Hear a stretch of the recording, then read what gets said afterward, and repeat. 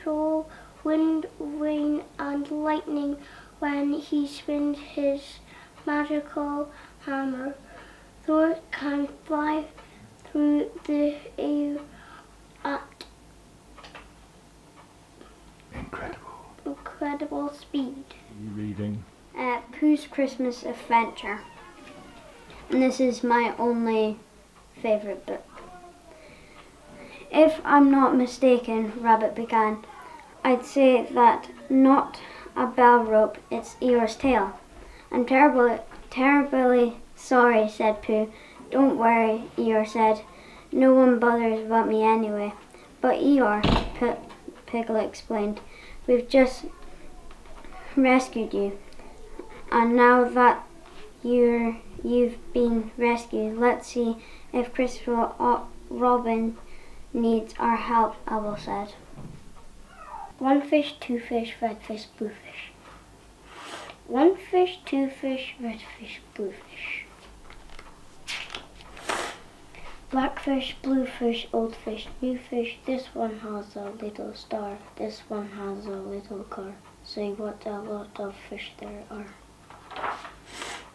Yes, some are red and some are blue. Some are old and some are new. Some are sad and some are glad. Why are they sad and glad and bad? I do not know. Go ask your dad.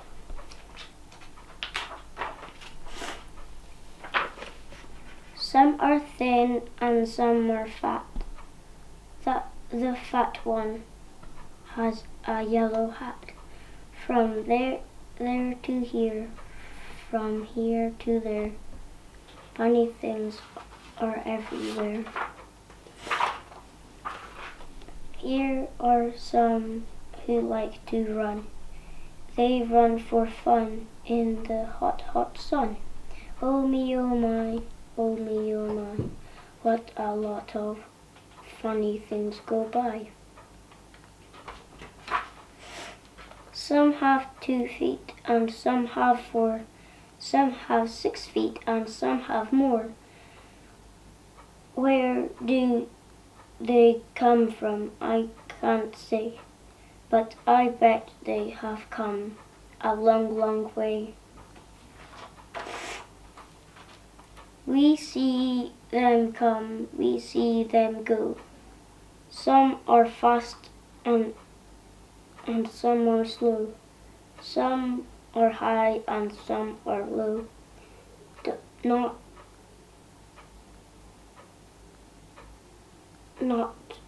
one of them is like another. Don't ask us why. Go ask your Reading mother. from today. Charlotte's Web. Fern loved Wilbur more than anything. She loved to stroke him, to feed him, to put him to bed. Every morning, as soon as she got up, she warmed his milk, tied his bib on, and held the bottle for him. Every afternoon, when the school bus stopped in front of her house, she jumped out and ran to the kitchen to fix another bottle for him. She fed him again at supper time, and again just before going to bed. Mrs. Arable gave him a feeding around noontime each day when Fern was away in school. Frozen. Elsa had magic powers. And Anna did not have powers, but she did have fun with her sister all day. But when Anna was playing in the snow, Elsa accidentally put her ice powers on her, and that was very cold, and she had white hair. Their parents rushed in quickly, and their mum said, "What happened?" And Elsa said, "I accidentally froze Anna's heart. It was just an accident. I didn't do anything wrong." Reading from Spider-Man Swing into Action.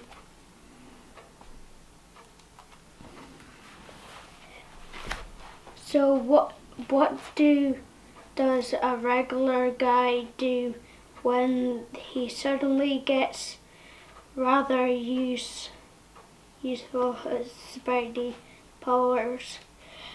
First thing first, no sticky to stuff. When you are suddenly very sticky, it is pretty enough, but Peter, a smart kid, and he's actually getting the hang of these tricks. This is to control the powers using his mind. Slim, really. Once Peter has mastered he really to try out the rest of his new powers. What will he do with them? For us today. I'm reading Harry Potter and the Chamber of Secrets. Not for the first time, an argument had been broken over breakfast at number 4 Privet Drive. Mr. Vernon Dursley had been woken in the early hours of the morning by a loud hooting noise from his nephew Harry's room. You reading from? Poor Willie. Okay.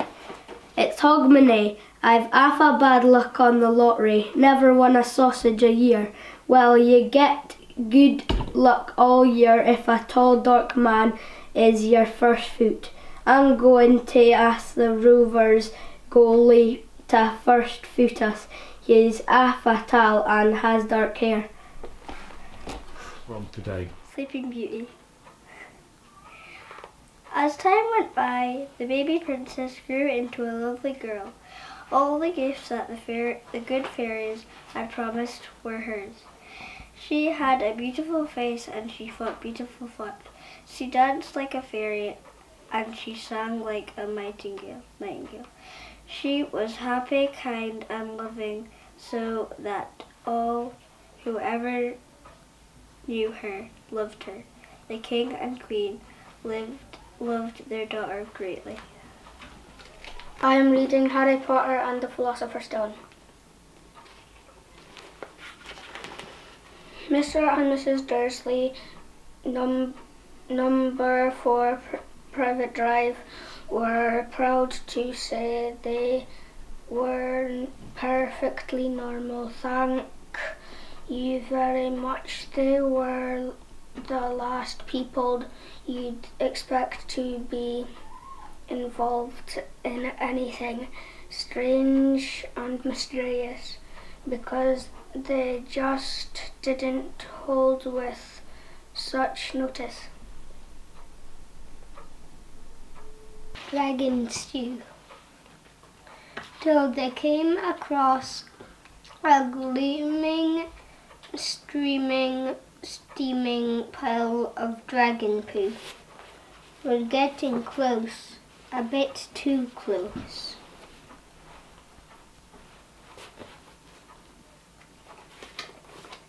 They hurried on until they saw a knobbly-bobbly hill.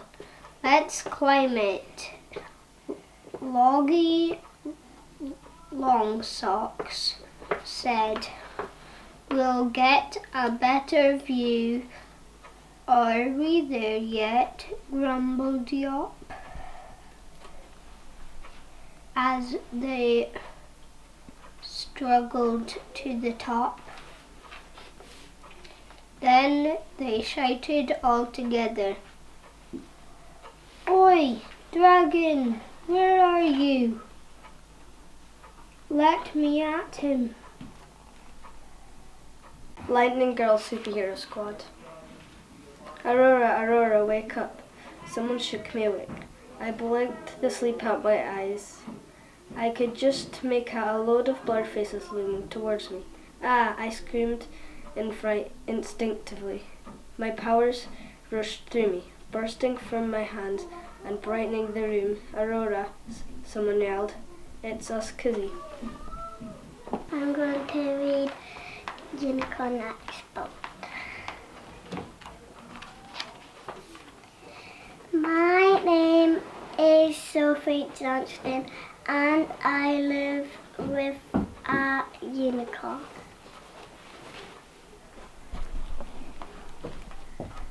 I'm reading Five Nights at Freddy's Fazbear Frights into the Pit.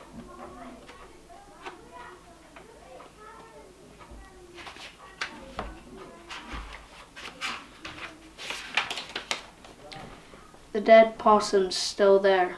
Oswald was looking out the passenger window at the grey furry corpse on the side of the road.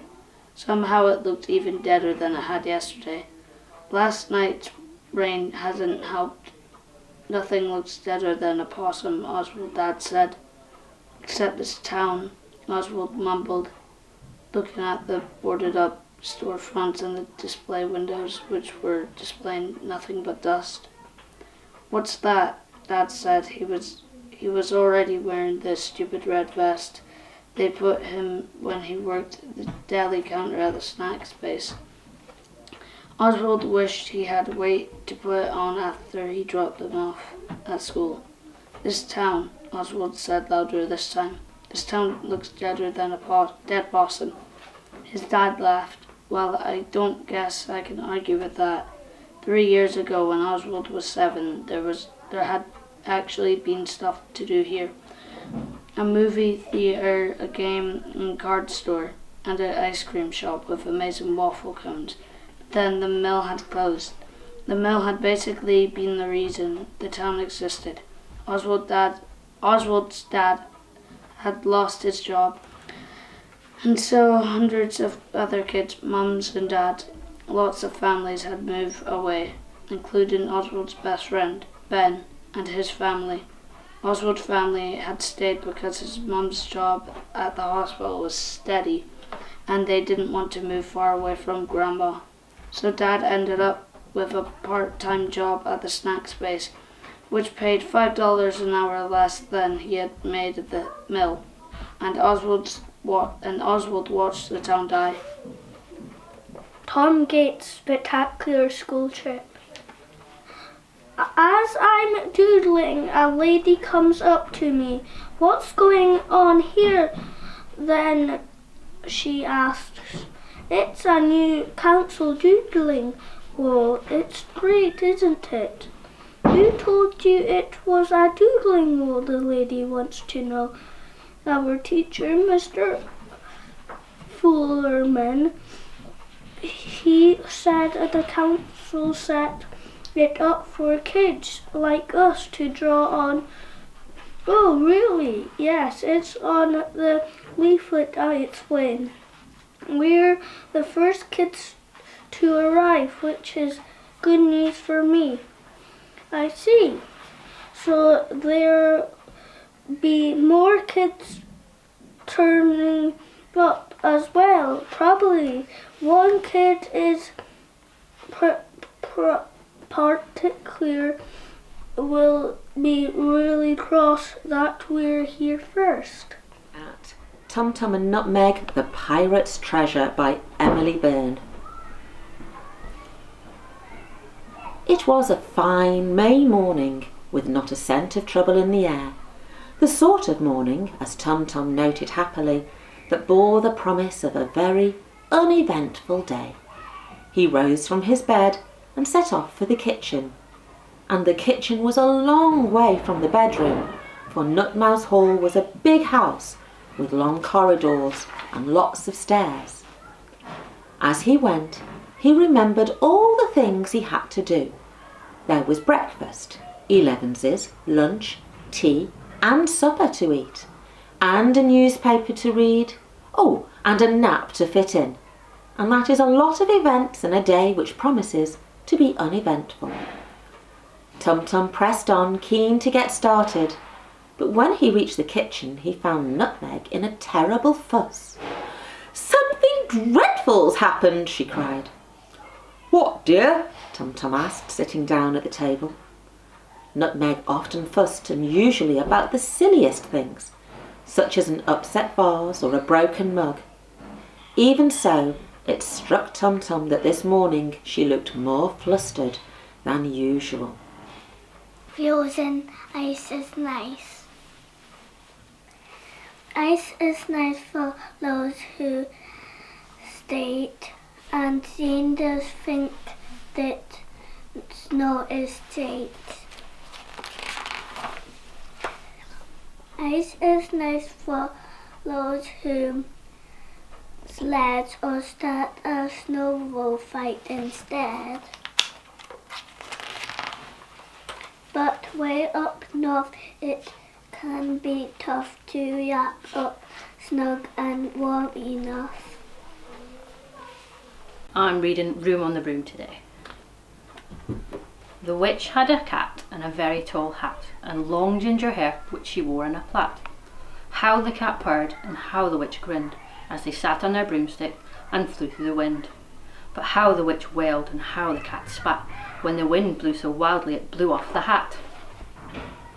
Down, cried the witch, and they flew to the ground. They searched for the hat, but no hat could be found. Then out of the bushes, on thundering paws, there bounded a dog with the hat in his jaws.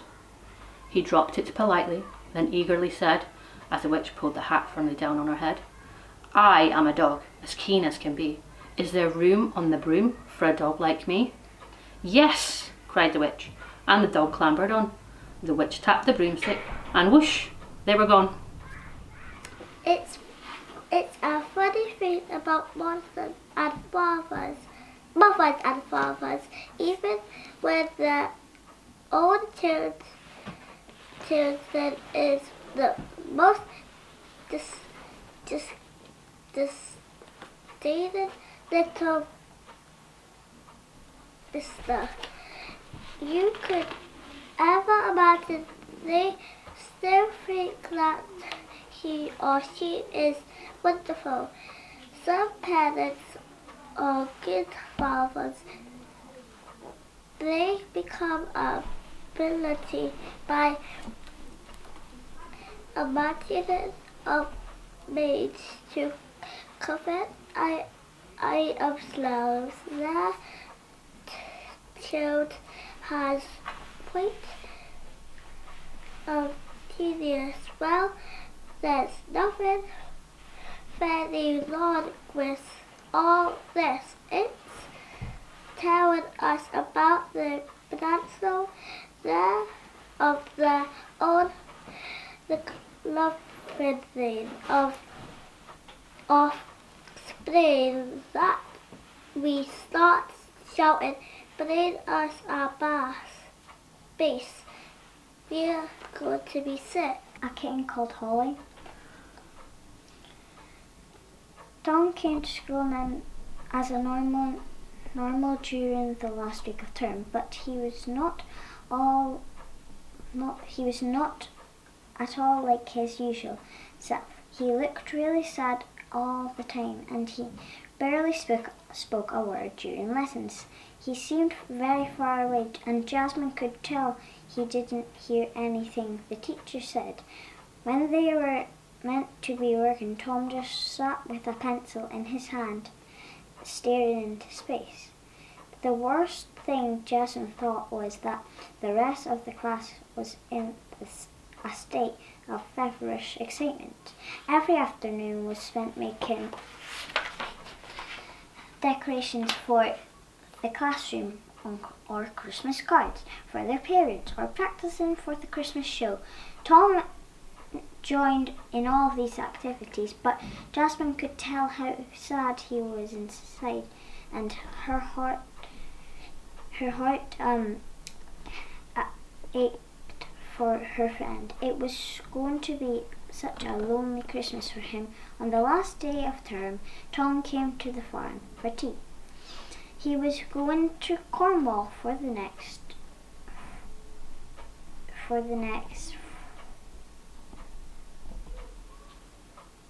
day for the funeral, and he wouldn't be back until Christmas Eve. He and Jasmine took Sky for a walk, fed Truffle, and then played with Holly in the Jasmine's room. I'm so glad you got to keep her, Tom said. I couldn't have stood it it if Bella had taken her. I would have worried about her all the time. Jasmine called Mum up the stairs. There's juice and biscuits if you want some. I'll come get. Jasmine called back. In the kitchen, Tom's mum was talking to Nadia. She looked tired and stressed. Jasmine put the juice and biscuits on a tray. Out of the room, when Mel said, "Jasmine, before you go, how does Tom seem to you?" Said Jasmine, a little thrown by the question. "Well, he seems sad. I wondered if he said anything in particular to you. I'm worried about him. He's so unhappy all the time." "It is very recent," said Mum. It will take time." "I know," said Mel, "and I know he's going to be sad for a long time. He loved his granny very much. It's just, it feels like more than that. Somehow, I've always worried about him being lonely as an only child, but he's never seemed particularly lonely before. But now, well, this week he seems incredibly lonely, and this Christmas is going to be so hard for him. He was so looking forward to going to Cornwall, and now it will just be the three of us at home together. Why don't you come to us for Christmas?" asked Mum. "We'd love to have you."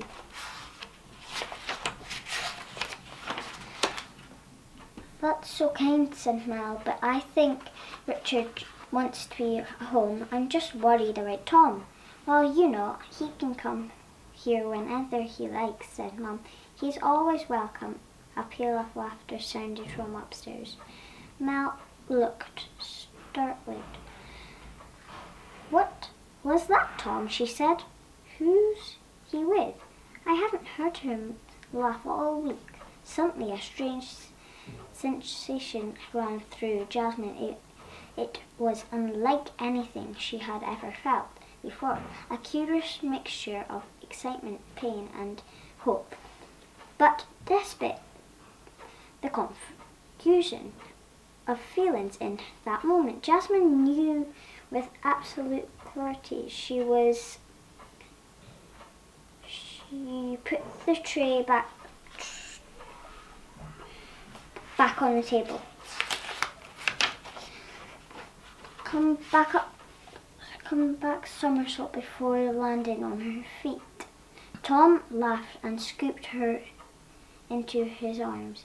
"You're the best kitten ever," he said as he cuddled her. His face became sad again.